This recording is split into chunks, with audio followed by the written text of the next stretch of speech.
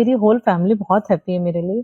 बहुत सारे एग्जांपल्स हैं मेरे साथ में ही, मेरी फैमिली में भी, कि बहुत लोग हैं जो दोबारा से नहीं स्टैंड कर पा रहे। बट मैंने 4 मंथ्स का कोर्स के बाद और सिर्फ 1 महीने के रेस्ट के बाद मुझे जॉब मिलना, तो मेरे लिए भी बहुत बड़ी अपॉर्चुनिटी है मैम। करियर में ब्रेक आ जाना या फिर पढ़ाई में ब्रेक आ जाना, यह बहुत कॉमन है और इस कारण से अक्सर हम होप लूज कर देते हैं कि मेरे तो करियर में ब्रेक आ गया है, अब मुझे नौकरी नहीं मिलेगी। Can you relate to this situation? अगर हाँ, then watch this video till the end. It is for you. Hopefully it will answer all of your questions. In today's episode of इनकी कहानी इनकी जुबानी show, we will interact with Kiran, who did her graduation in BCom and post-graduation in MBA in Finance and Marketing. After working with Whirlpool for 2 years, she had to take a career break for 6 years due to her personal reasons. पर वो कहते हैं ना, where there is a will, there is a way. उन्होंने अपने career के 6 साल के ब्रेक को ब्लॉकेज नहीं समझा, बल्कि एक अपॉर्चुनिटी समझी, कुछ नया सीखने की, फिर से रीस्टार्ट होने की। And she joined Internshala digital marketing placement guarantee course to upskill herself for today's market. और अब रिजल्ट आप सबके सामने है। She got her dream internship as SEO executive with AMP digital at a stipend of 10,000 rupees. It is a work from home internship. चलिए सुनते हैं किरण से उनके BCom से डिजिटल मार्केटिंग में करियर बनाने की जर्नी के बारे में। Welcome Kiran and a huge round of applause on your achievement. Internshala पर बहुत सारे व्यूअर्स हैं और आज के इस इंटरव्यू से हम कोशिश करेंगे कि हम उन्हें कुछ वैल्यू दे पाएं। So for our viewers, please tell us about your educational background and what are you doing currently. मैं बिलोंग करती हूँ लखनऊ से। मैंने मेरी स्टडीज भी ऑलमोस्ट सारी लखनऊ से हुई है। मैंने पोस्ट ग्रेजुएशन, लास्ट मेरी जो स्टडी है वो मेरा पोस्ट ग्रेजुएशन है जो मैंने MBA किया था BBD NIT से, from finance and marketing.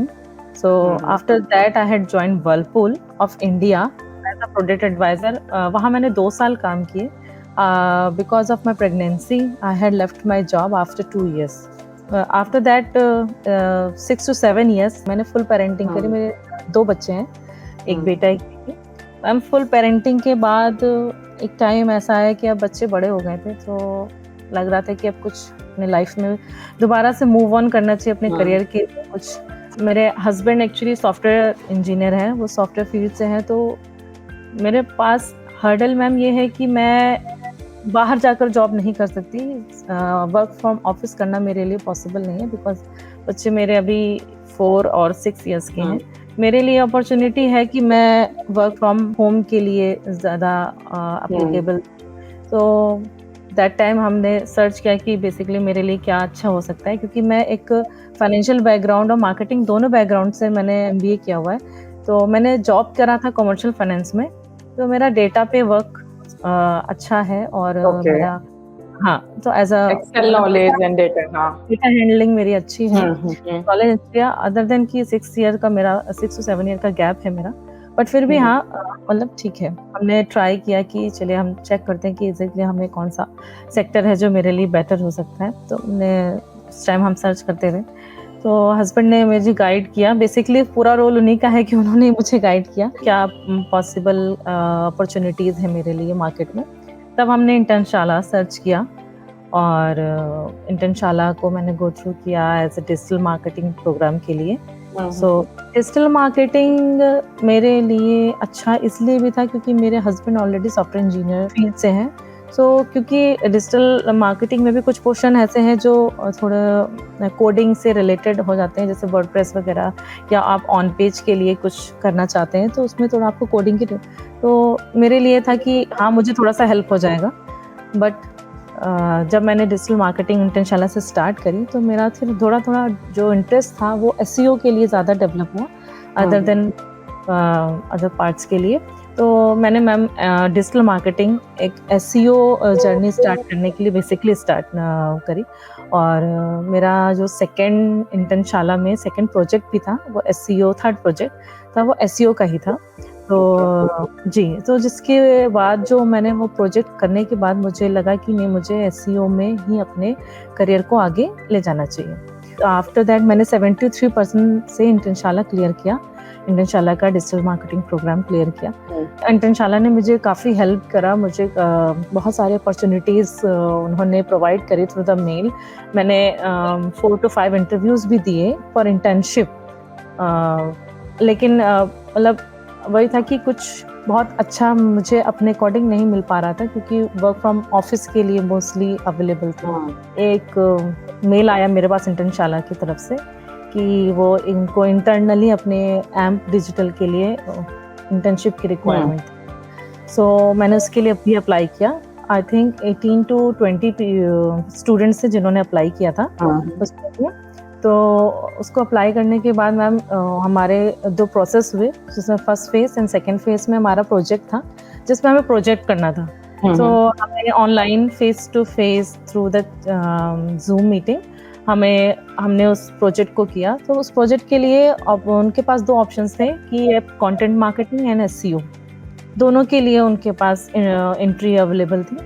तो मैंने मैम दोनों का ही इंटरव्यू दिया था, कंटेंट एंड एसईओ, और फाइनली मैं सेलेक्ट हो गई।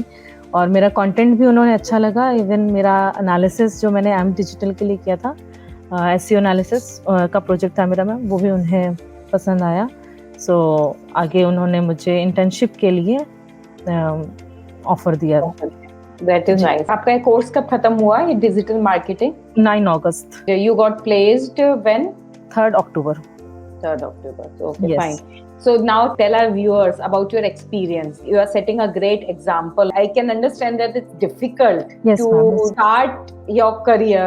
I will not say break, because your parenting is not break, but you have to restart your career is difficult, and you did it. You are setting an example of it, and so that's why I would like to put up more questions around it.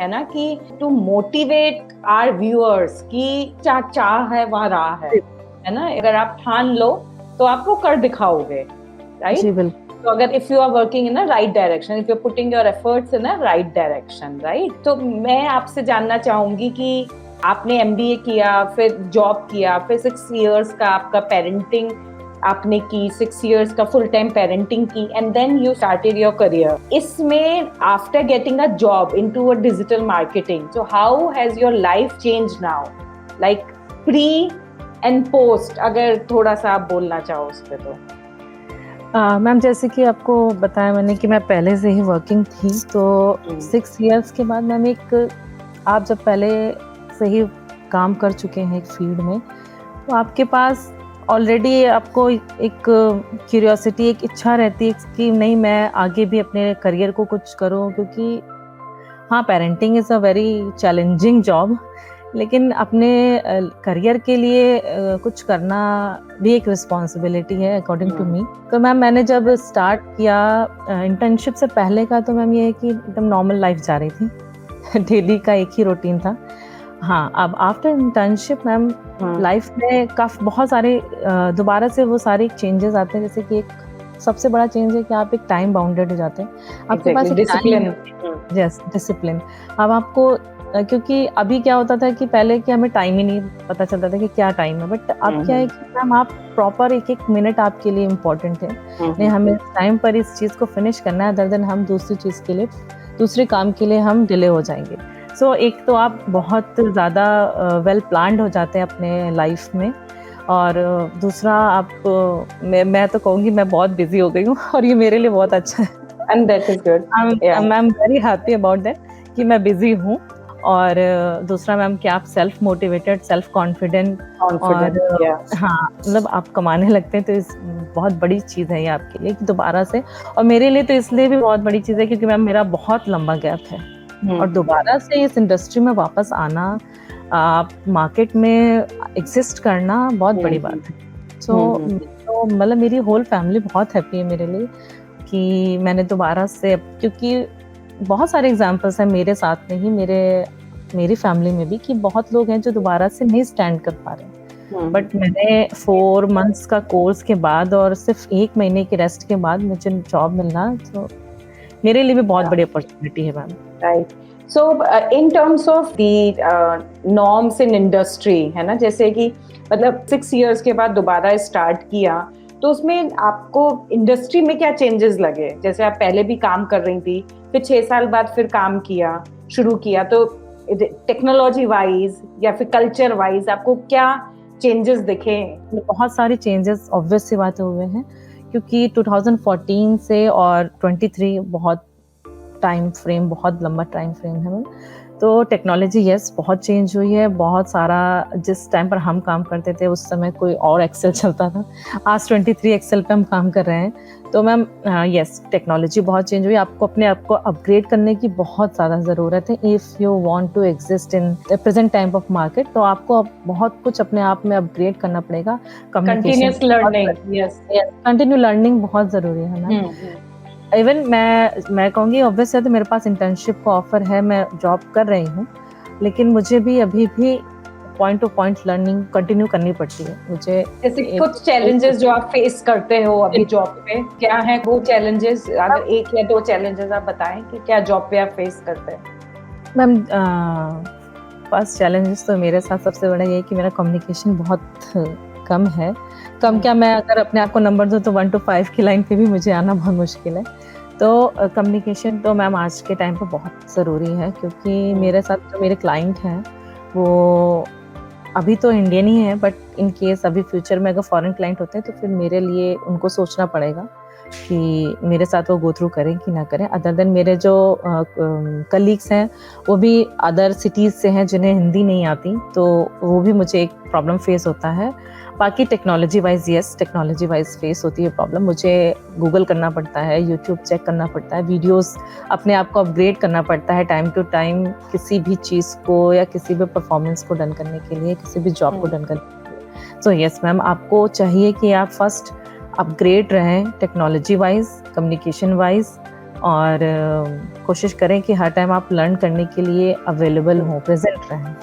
So when you got enrolled into Internshala digital marketing placement guarantee course, आपने सोचा था कि आपको job लग जाएगी? क्योंकि placement guarantee तो इंटर्नशाला का ये कोर्स देता ही है, पर आपको ऐसी उम्मीद थी कि जॉब लग जाएगी या डाउट था? ये तो बहुत डिलेमा था मेरे लिए, क्योंकि एक्चुअली क्राइटेरिया ही नहीं मैंने मैच किया था, क्योंकि क्राइटेरिया था 75% और मेरा था 73%। तो अमन सर हैं इंटर्नशाला में जिन्होंने हमें गाइड किया था, या जो आप कह सकते हैं कि हमारे क्वेरीज को सॉल्व करते थे, तो उनसे मैंने कांटेक्ट किया था। तो उन्होंने कहा कि नहीं, उन्होंने मुझे इंश्योर किया कि नहीं, आप 73% है तो इट मीन्स कि हम आपको छोड़ नहीं देंगे, हम आपको गारंटी नहीं दे रहे हैं, बट हम आपको ऑप्शंस ज़रूर प्रोवाइड करेंगे। वो डिपेंड करता है आप पे कि आप इंटरव्यू क्लियर कर लेते हैं कि नहीं।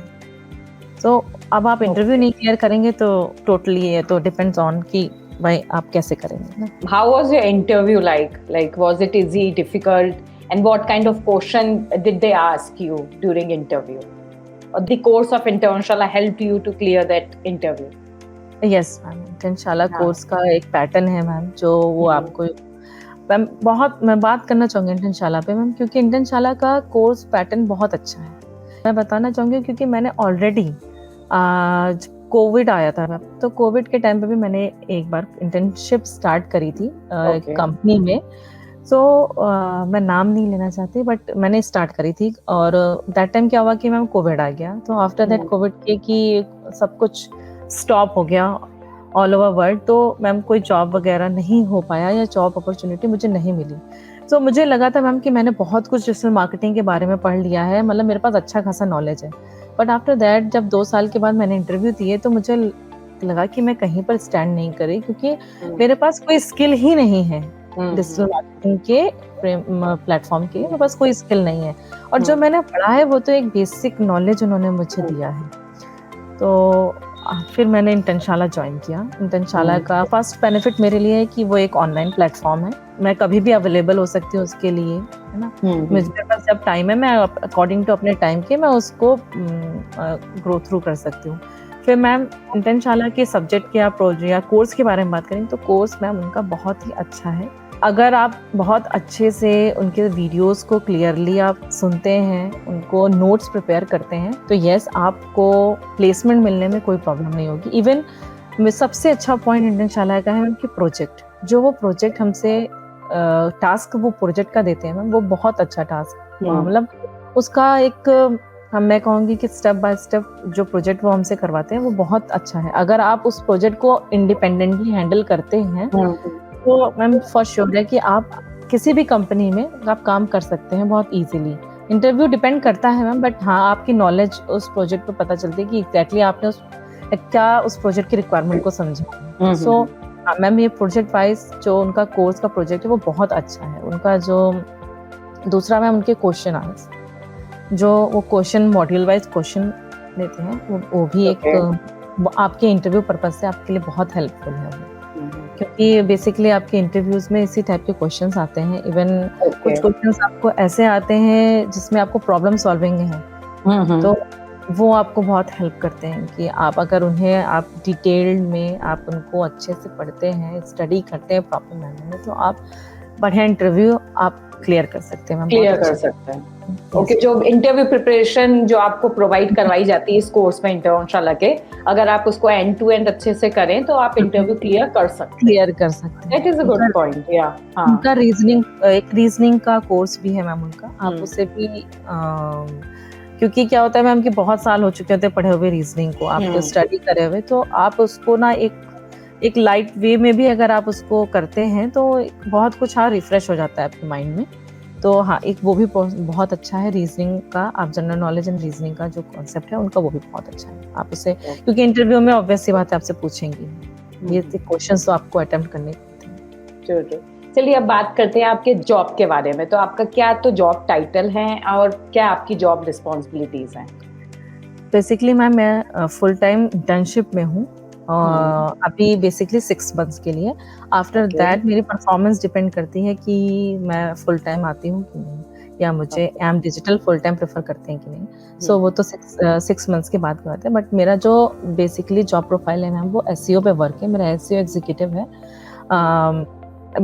बेसिकली जैसे on page of page work basically SEO में होता है, तो मैं इस समय ऑफ पेज पर हैंडलिंग कर रही हूँ। मेरा ऑफ पेज हैंडलिंग है, like book marking, websites, blogs handling, और मैम बेसिकली जो मेन वर्क है मेरा वो डेटा पे है, जो ऐसे क्लाइंट की परफॉर्मेंस, क्लाइंट के कैंपेन्स की performance, so this type of data को मैं कलेक्ट करती हूँ और एवरी वीक और मंथ वाइज मैं डेटा एक्सट्रैक्ट करती हूँ थ्रू द रॉ डेटा, और एक प्रॉपर रिपोर्ट प्रिपेयर करती हूँ उसके लिए, ताकि हम उसको क्लाइंट को प्रेजेंट कर सकें। क्योंकि ऑब्वियस सी बात है, क्लाइंट अमाउंट स्पेंड कर रहा है तो वो एक एक अमाउंट के लिए वो अपनी परफॉर्मेंस को चेक करता है कि एग्जैक्टली मेरा जो कैंपेन है वो कितना रन कर रहा है, क्या प्रोग्रेस है उसका, क्या क्लिक के इम्प्रेशंस का क्या रेट है उसका।